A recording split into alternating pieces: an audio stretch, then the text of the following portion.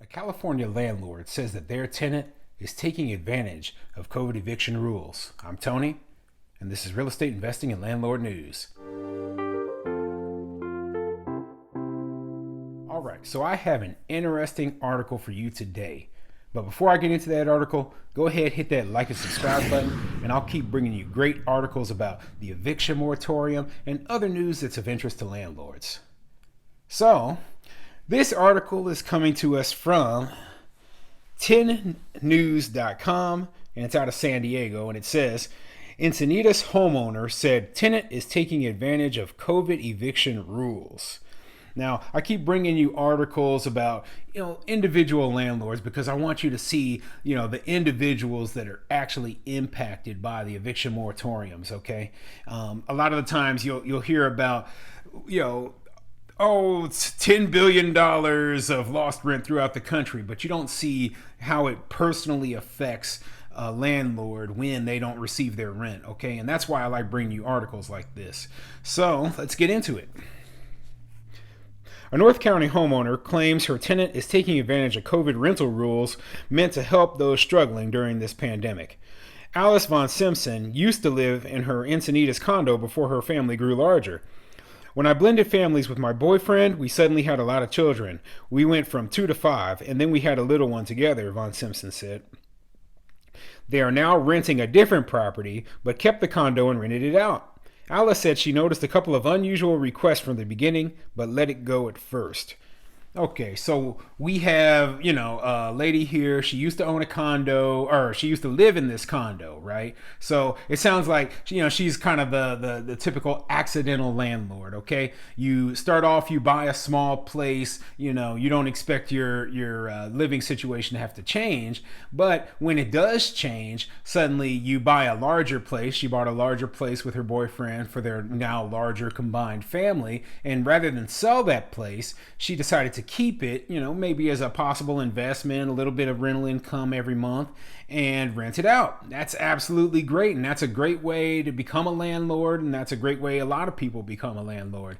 So, that's what I did, and that's what many other people will continue to do. But here's the thing. If that's your only property, it can really, really hurt if you suddenly don't get your rent anymore. So it sounds like that's what happened. We actually had a conversation when she signed the lease, she said. Oh, can you remove the subletting clause, Von Simpson recalled? I said, no, definitely not. Oh, that's a red flag right there. Like asking you to remove the subletting clause that immediately when they're signing the lease. At this point, Team 10 is not naming the tenant. Von Simpson says she plans to file a lawsuit soon. Von Simpson said there were multiple issues over the months, including a post advertising the condo on AirBnB. As of June 16th, the listing was still active. Von Simpson said 2 people were living with her tenant in April, despite the contract prohibiting subletters. Okay, so it sounds like this was, probably the first property that this lady has ever rented before, okay? And it right in my contract, I have, the thing about no subletters as well, and I don't want somebody doing Airbnb in my property without my permission. So there's obvious reason for that, okay? And but if she really didn't want Airbnb people in her property and the tenant was sitting there, already giving hints and all that, I would have stopped immediately. I would have been like, hey, you know what? Maybe you're not the right person to move into my property. I was going to have this lease. I was going to, sign this lease over to you, but you're already giving me mixed signals on what your intentions are for the property. Okay.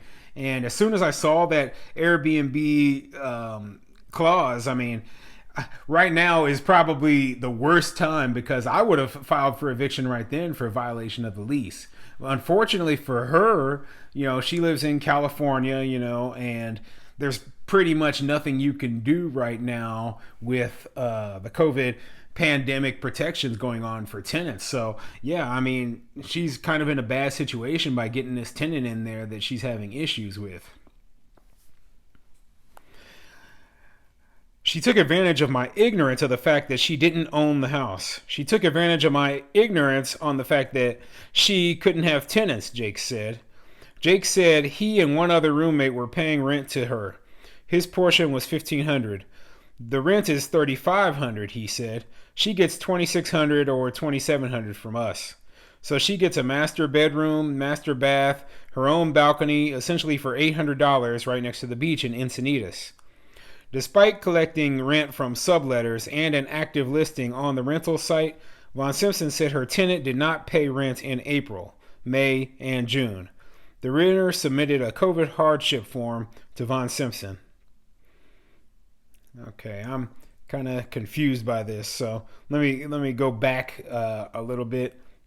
So I'm trying to figure out who this Jake is, but it says she took advantage of my ignorance of the fact that she didn't own the house.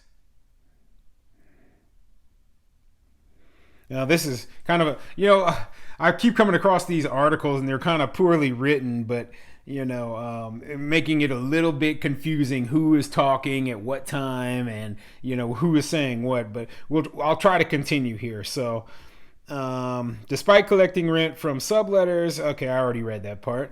Von Simpson works in the wedding industry and lost lots of business during the pandemic. The housing situation is now adding up in legal fees.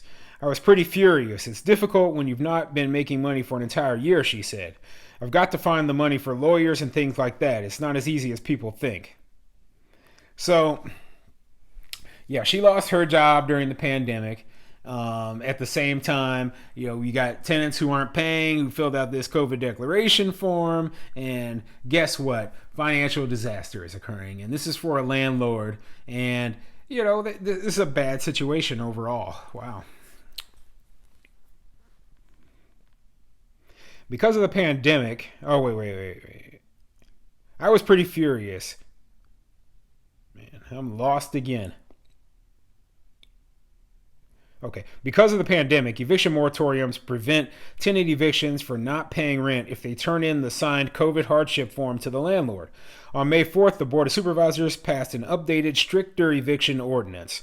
Landlords can only evict tenants if they pose an imminent threat to health or safety. That ordinance will expire 60 days after the state lifts all COVID-related stay-at-home orders. Attorney Lawrence Mudgett is not a part of this case, but has been involved in landlord-tenant law for 14 years. He said people like Von Simpson will have fewer options, and that's what it really comes down to, okay? People have fewer options in being able to remove the tenants, and they're just going to keep suffering, and, they don't ever think about the financial hardship that this puts a landlord into, okay? They just never think about that. They have this assumption, and I've said it over and over and over again. They have this assumption that every single landlord that you come across is super wealthy, rolling in dough. I mean, even in California, where the housing prices are just crazy, that is not the case. Most people have a mortgage on the properties that they are renting out, okay? That's the truth. A lot of people bought their properties a long time ago, and yeah, they might be worth a lot of money, but that doesn't mean that the person themselves has a huge bank account with infinite funds in it, okay? It just does not work that way. Equity is not the same as money. Oh, man. And to insist that because a person might have a couple $100,000 in equity in a house, that all of a sudden, well, you can afford to take no rent for a year or two. No, that's not true. Okay, my house payment is still due. The property insurance is still due. I still have to do maintenance on the house. I still have to pay property taxes on this house. Okay, that is not the way this thing works. Oh, wow. But another typical case out of California of a landlord who's truly struggling through this pandemic. Nothing surprising in the article. And hopefully we can end this eviction moratorium soon and things can get back to normal and landlords can get back to, being able to survive without having to worry about whether their tenants are paying rent or not.